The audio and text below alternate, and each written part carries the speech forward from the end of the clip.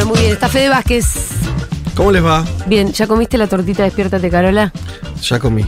¿Lo escuchaste a Álvarez Agis? También. ¿Qué opinás sobre la tortita y Álvarez Agis en ese orden? Opino muy bien de ambas situaciones. La tortita en realidad no tiene contras.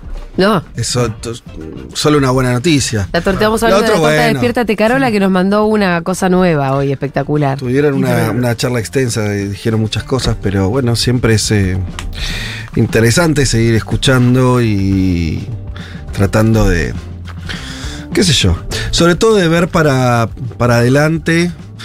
Hicieron un ejercicio interesante de algo que un poco es la idea de lo que queremos hablar hoy, que es historizar o no historizar, podríamos decir, esa es la cuestión. Sí. Ustedes con Agis historizaron. Vinieron para atrás, trataron de contextualizar momentos, ¿no? Dibujaron un recorrido de lo que pasó en la Argentina en los últimos 10 años, desde que él fue, de hecho, viceministro hasta ahora. Parte de la charla fue reconstruir esos escenarios. Lo que les voy a proponer ahora como idea es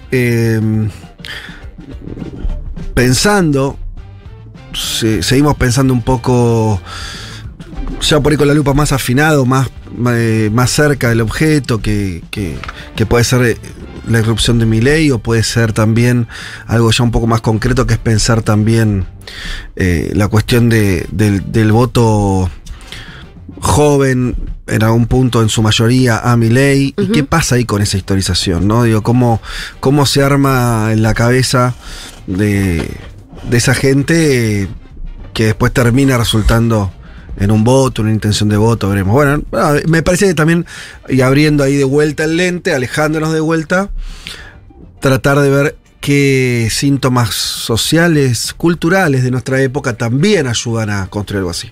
Bueno, parece un poco ambicioso, veremos a dónde llegamos, pero no dejo de marcar eso, que en las entrevistas que vos hacés, esta de Agis o otras anteriores, hay un esfuerzo de historización, de pensar un recorrido. Que creo que si ese ejercicio se hiciera más, o lo hiciera la gente, más en términos más masivos, por ahí tendríamos otra realidad. Pero bueno, qué sé yo, es una Ahora, idea. viste que incluso hasta estuve viendo mucho en Twitter gente que pone, ustedes son muy chicos, pero les voy a contar tal cosa, tal cosa, tal cosa. La hiper funcionó de tal manera, Sí. ¿no? Como que de repente hubo una especie de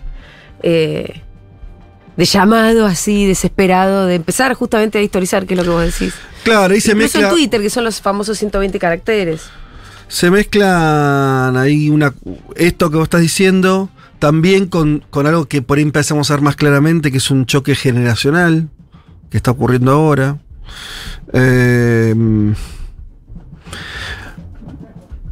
Y también creo que va a pasar, veremos de qué manera, obviamente de distintas maneras, si gana Massa o si gana Milei. Y cuando ocurra eso también no va a ser lo mismo que haya una resolución ahora o después en el balotaje. Me parece que también se van a asignar responsabilidades sociales, de alguna manera, ¿sí? Pero bueno, sí, el disparador sería por ahí la palabra historizar y qué sé yo suena medio rara, pero básicamente es lo que usamos, lo que decimos de otra manera cuando decimos poner en contexto, dar un marco. Hacer memoria. Son formas de historizar. Sí, ubicar en tiempo y espacio. En realidad es un ejercicio que hacemos todo el tiempo. Cuando vos te preguntás quién soy, mi familia, cuál es mi familia, cuando se piensa la historia personal de cada uno, la pensás también a través de ciertos mojones epocales. Algunos por ahí están más vinculados a la Argentina, ¿no? Qué sé yo, me fue muy mal 2001 y mi papá se fundió, o lo que sea, o se quedó sin trabajo. Eso es una vinculación entre tu memoria familiar y personal con algo que le pasó al país. Y hay otros mojones que son solamente familiares o personales, pero que también historizan la muerte de un familiar, no sé, qué sé yo, lo que sea, ¿no? Hechos que van ubicando, van construyendo un camino. Y eso es una forma Obviamente no es nada nuevo, así funcionó la cabeza de las personas en la historia de la humanidad. Yo creo que algo de eso está faltando acá, en este momento. No solo en Argentina. Si tenemos tiempo al final de la columna, por ahí algo diremos sobre ese contexto más general que también es muy contrario a la historización. Pero me parece que acá, particularmente en este contexto electoral, nos está faltando mucho. Porque vos traías esta cosa que ahora está cada vez circulando más en redes, ¿no? Que es, bueno, por ejemplo, ¿por qué no impacta que Milei tenga a alguien que es todo pasado, como es Victoria Villarroel, trayendo un debate de que tiene 40 años? No parece una perspectiva de futuro, sino al revés, es como, bueno, voy a agarrar, es puro pasado, Villarroel.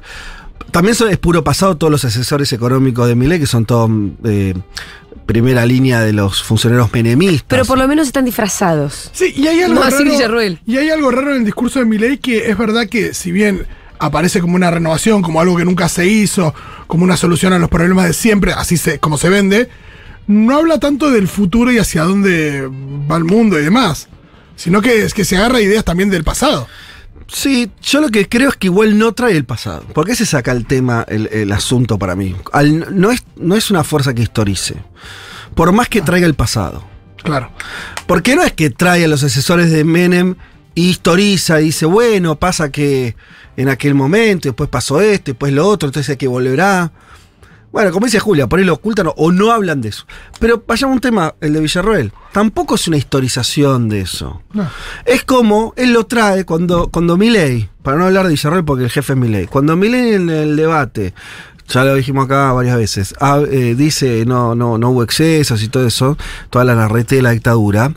En realidad lo que hace es como barrer la historia que ocurrió desde ese momento hasta hoy. Es como si no hubiera pasado el tiempo, ¿no? Como si los 80, los 90 y los 2000 no hubieran existido, con sus más y sus menos, con las distintas cosas que pasaron a partir de aquellas frases, y él vuelve como automáticamente a un momento del tiempo para traerlo y hacerlo presente, pero no está historizando, está agarrando, está eliminando de hecho la historia reciente para poder producir ese salto. Entonces, claro, alguien que no tiene esa historización en la cabeza, de hecho se demoró en que colectivamente hagamos esa lectura y decir, che, mirá, estoy usando el concepto, Iván fue uno de los primeros que lo hizo, conceptos que son propios, algunos fueron muy precisos en ese sentido, creo que el propio Iván, decir, fue parte del alegato de Macera del juicio de la Junta hace 1985, las palabras que usó Milei.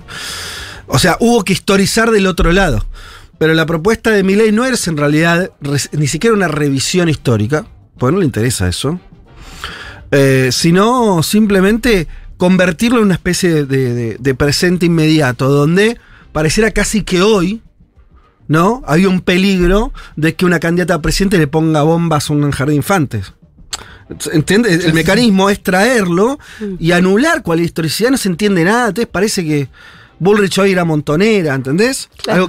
Algo que fue cuando tenía, no sé, 17 años, hace 40 años, lo cual, de vuelta, deshistorizás. Hablo a propósito de Bullrich para no caer en lugares que nos resultan más simpáticos, pero también una deshistorización totalmente absurda en términos reales, pero que funciona porque justamente todo el marco de esta propuesta está basado en el hecho de de producir un corte.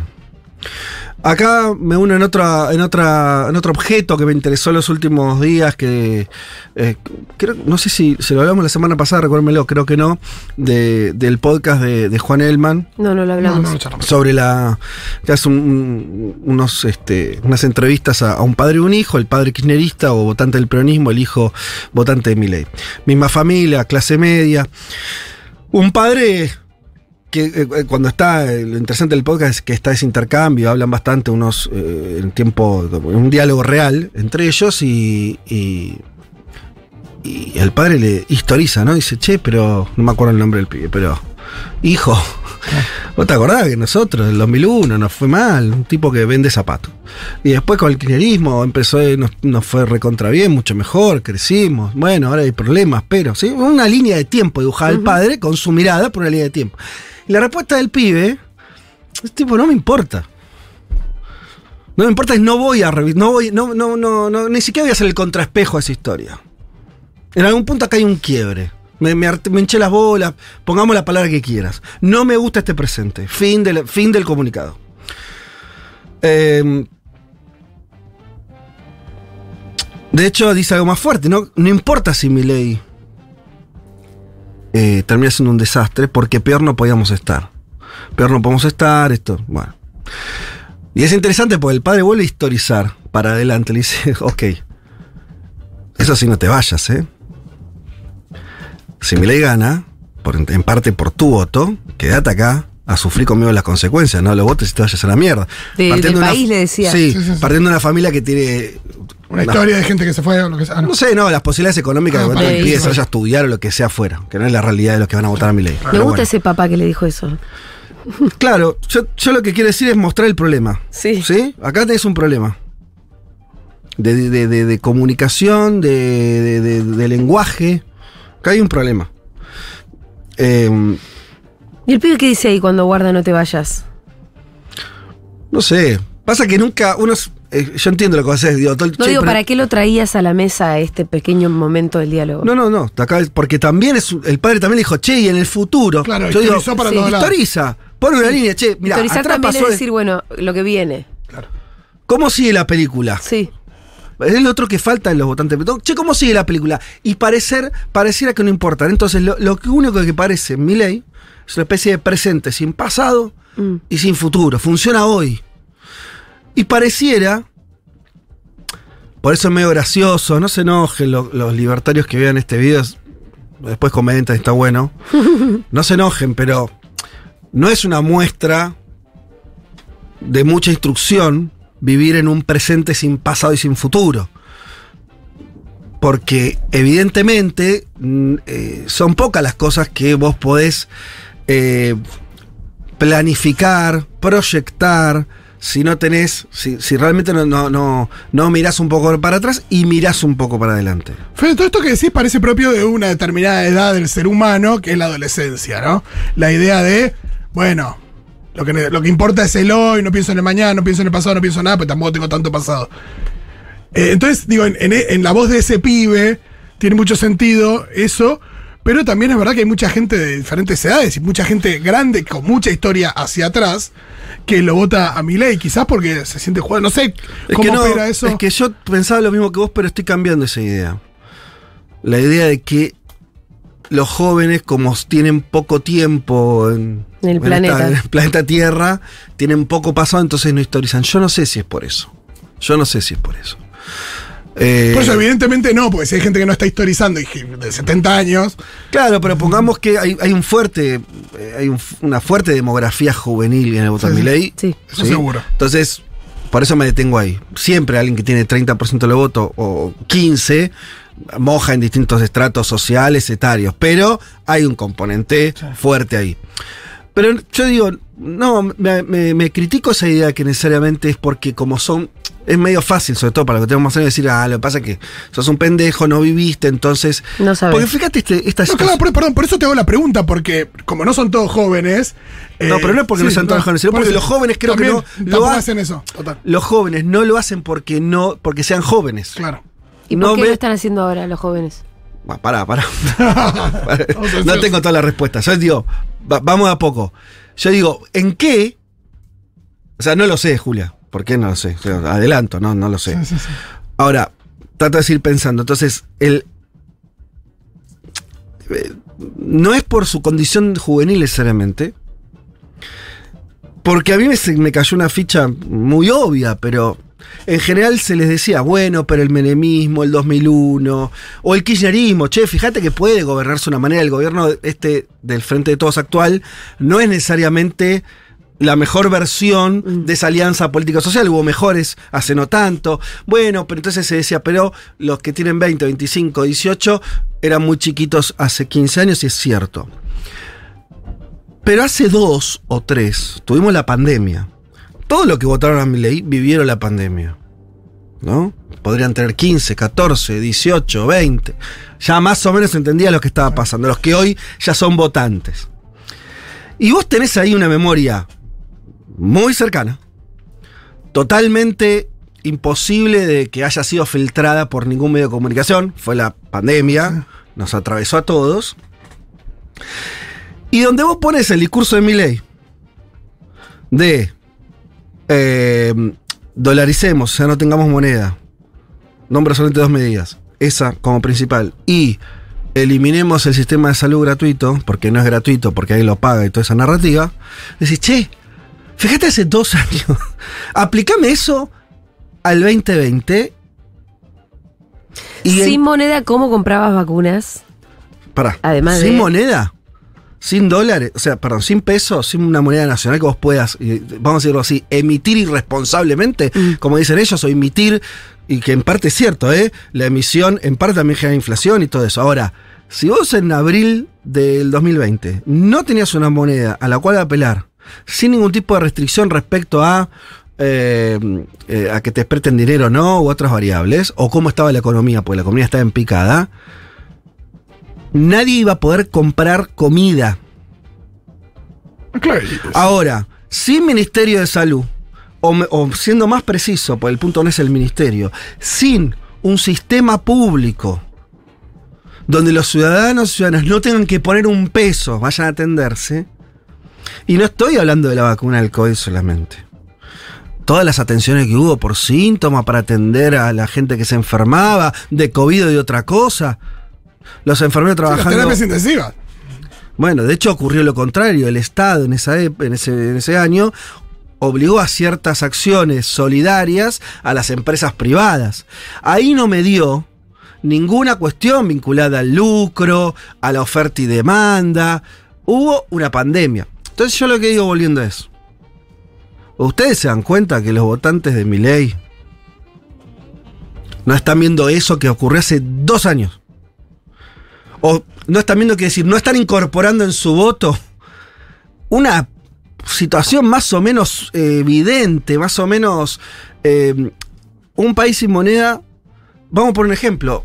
¿Hubo países sin moneda que atravesaron la pandemia? Sí. El más grande es muy chiquito, que es El Salvador. Ya está dolarizado.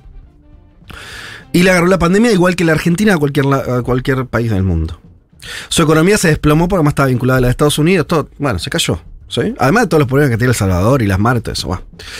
El Salvador no podía imprimir billetes para dárselo a la gente y para que la economía no se caiga tanto.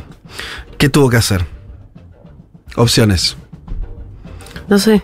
Pedir prestado. Sí, claro. O sea, lo único que, lo que tuvo que hacer, agarrar la deuda pública del Salvador entre el 20 y el 22, eso así. Claro.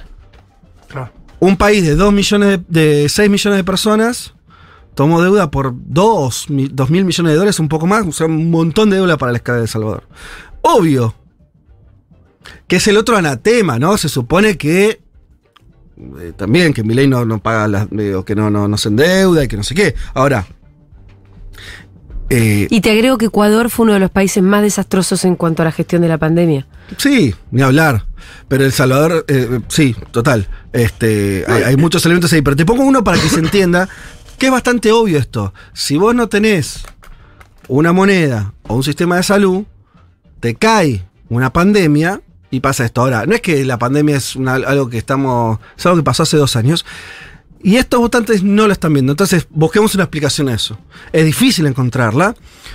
Por supuesto que está lo que dijo Agis. Acá nunca hay que olvidarse que como este gobierno fue un gobierno muy malo en muchos términos, sobre todo el económico, principalmente el económico, todo eso hace que, y bueno, ¿qué querés si el macrismo no me dio respuesta en su gobierno y el Frente de Todos en este periodo tampoco? Yo entiendo eso y es bastante efectivo. Ahora, no, están votando a entonces, a ver, ¿qué le ven? Porque dentro en todo, y acá también entramos en un terreno por ahí más, más preciso, más particular. Yo ya no estoy pensando en el votante que va y viene, que por ahí, de hecho creo que las encuestas muestran que un Milei que está estancado, incluso en retroceso. Algunos dicen que la promoción de Milei de la corrida cambiar tuvo que ver con que estaban apareciendo números malos para él por primera vez, le está subiendo la imagen negativa, se empieza a hablar, hay una conversación mucho más extensa, ¿no? Donde se muestran este tipo de cosas o de oscuridades en las propuestas de Milei. Pero es verdad que hay bastante, y sobre todo los jóvenes, que algunos adquieren con cierto entusiasmo. Digo, decís, bueno, ¿cómo llegamos a ese lugar? ¿El pibe del podcast estaba entusiasmado? Claro, sí, tenía cierto entusiasmo, lo defendía con cierto... ¿Con algún argumentos y todo? Sí, con cierto entusiasmo. Y me parece que eso en algunos aparece. Entonces vos decís, che, la deshistorización es tan salvaje que no están haciendo un análisis básico, lineal y muy fácil de hacer con algo que les pasó a ellos mismos hace 2 años. Entonces, esto me refuerza la idea de la deshistorización, que era un poco a donde queríamos llegar. Digo, no tengo la respuesta de qué se hace, pero, o mejor dicho, digo, de cómo reconstruís una historización más abarcativa, o que la gente vuelva a pensar en esos términos. Lo que tengo para mí, como primera impresión, es que esto no se construye solamente en el escenario argentino, sino que tenemos un escenario, las famosas redes sociales, un poco más, el contexto cultural, donde hay una sensación de que vivimos en un presente continuo que no tiene pasado y no tiene futuro, ¿no? Parece que algo de eso, de cierta filosofía del presente, nos lleva un poco a pensar así. Cuando decimos que se hace política como si el mundo fuera Twitter, cuando decimos que todos son recortecitos de video que se responden de vuelta, ¿qué hay ahí? Hay descontextualización, hay deshistorización. Total. O sea, lo que digo es, y esto también tratando de pensar por qué tanta gente joven está adquiriendo esto, que tiene sinsentidos muy evidentes, me parece que solo funciona, ¿no? O está funcionando en un contexto donde en general tendemos a esa deshistorización. Estoy pensando en lo que dijo Milei en el debate sobre la cuestión de la pandemia y la gestión de la pandemia, y dijo, si hubiéramos sido un país mediocre, hubiéramos tenido 30.000 muertos y tenemos 130.000 por culpa de este gobierno genocida. La idea de cambiar, y eso lo veíamos durante la pandemia, ¿no? La idea de cambiar la realidad con un tuit o con una frase que no tiene ningún costo decir cualquier cosa. Si él historizara, y él podría decir, me pareció mal esta medida que tomaron acá, esto podría haber sido distinto, no sé, digo, siempre es discutible, sí. Pero yo insisto, él lo que está proponiendo es que la próxima pandemia la encaremos sin moneda y sin sistema de salud. Y vos, creo que cualquier persona que no esté enajenada al 100 entiende que eso sería un problema. Salud, hablando de salud. Salud pública ahora. Ese fue un homenaje a la salud pública. Sería un problema, no sé cómo describirlo, ¿no? Dantesco. Me parece que también, para no caerle solo a esa juventud, me parece que un poco todos estamos funcionando, cuando digo todos me refiero al mundo, con esa lógica de un presente que no tiene bordes, ¿no? Como entonces es muy difícil, o sea, todo dura demasiado poco, incluso la pandemia. Yo creo que la pandemia todavía no la pensamos en realidad. Sí. Pero bueno, a los efectos concretos me llama bastante la atención. Me parece como un contrasentido demasiado frontal, demasiado directo, demasiado obvio. Y entonces es como si viviéramos una especie de campana donde eso al final no entra. Bueno, el otro día Massa en Caja Negra hablaba de la cantidad de empresas salvadas con el ATP durante la pandemia.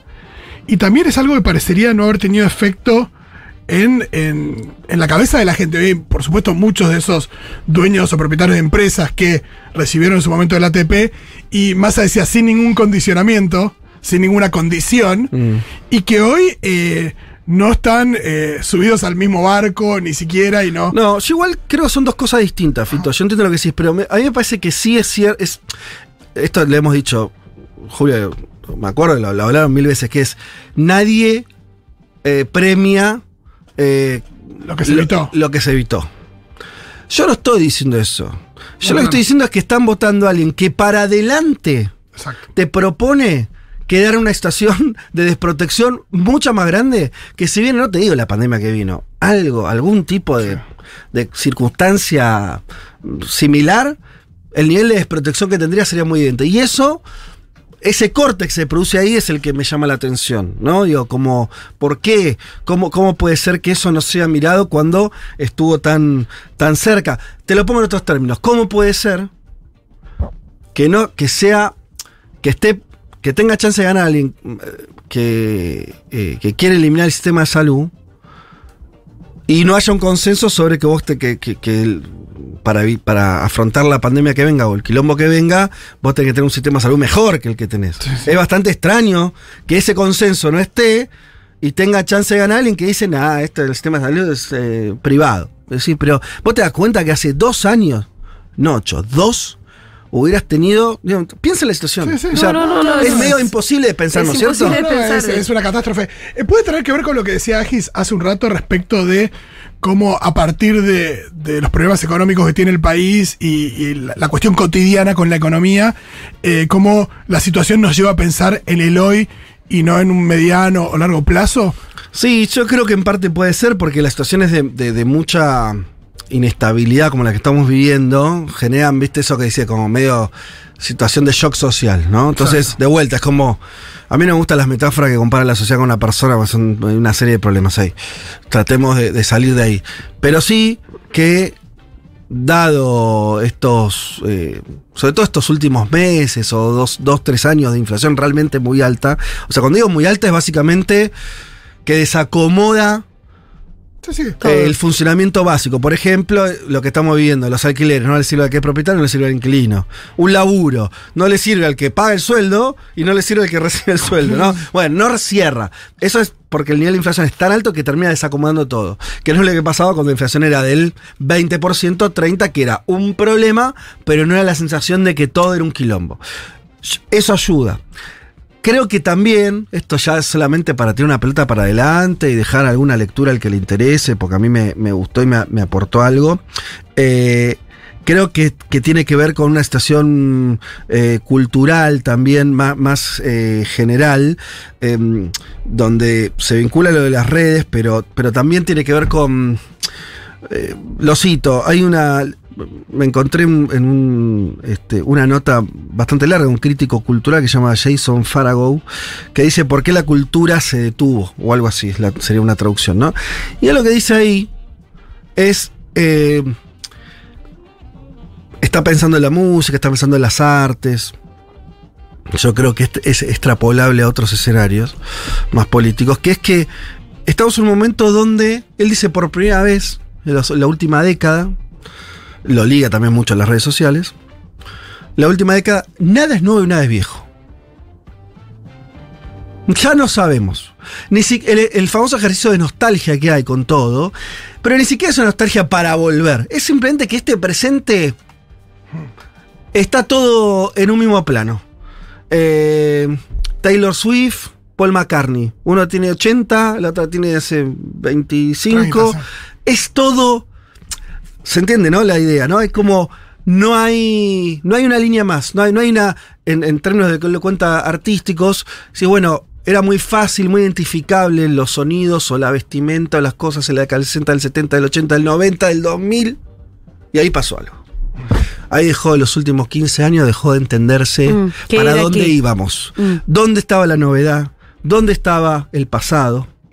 Algunos lo miran... De Caro lo dice bien, por ahí se lo escuché, Seba de Caro decir esta idea de que también no hay edades. Sí. ¿No? Sí. O sea, no es que uno es de una edad y entonces consume cosas de esa edad. Todo también está mezclado. Y esto no es por eso una posición de viejo choto. Simplemente, si estas son las nuevas reglas, claro que cambia mucho la historieta. Porque también te elimina una mirada. Es como si no hubiera perspectiva. ¿No? Cuando descubren la perspectiva los pintores renacentistas, pasaron de los cuadros que estaba la forma y el fondo era lo mismo. El mismo plano. ¿No? Entonces, ahora, cuando descubrieron que podían hacer esto, el mundo se amplió, porque entonces estaba lo que estaba atrás, lo que estaba adelante, lo que era más importante, lo que era menos importante, un montón de, ¿no? La iluminación, cosas, matices. Bueno, todo eso es lo que está siendo eliminado. Y volvemos a el plano pre-renacentista. Volvés a una situación donde no hay pasado, donde no hay futuro, donde que todo tiene el mismo valor también. Y eso no le suena mucho a Instagram, a la forma de discutir en las redes, No, a los memes. La idea de que a mí me llegaron memes de lo de Israel, o chistes, cosas, digo, que todo se transforma en un meme, y me parece que lo que pasó también con el intento de asesinato de Cristina, que había algo de que para mucha gente fue, bueno, un comentario, como que no se le asignó la importancia que tenía también porque era parte de... Porque no se historizó, Claro. no se procesó en términos históricos, es decir, mirá, en este país Desde hace 40 años que no se matan a políticos. Sí. Eso sería historizarlo. Bueno, ahí hay esto obviamente es muy largo. Tenemos que ir cerrando, Fede. Sí. Era solamente tirar alguna punta de lo que veníamos pensando en relación a eso. Cierro con esto. Esto no habría que terminar diciendo este mundo... siempre está bien decir este mundo es una cagada.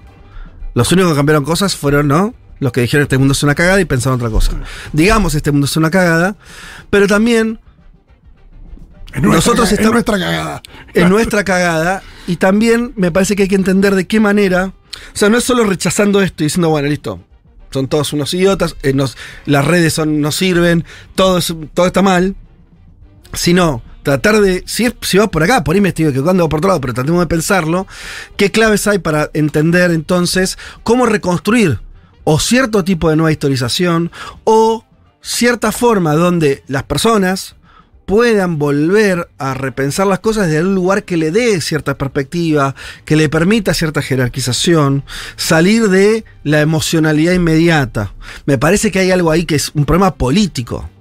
O sea, hay que descubrir, hay que abrir esa llave y ver de qué manera volvemos a reconstruir algo que tenga esos condimentos. Si no, me parece que vamos a estar medio complicados. Sí, que es más que un hilo de Twitter.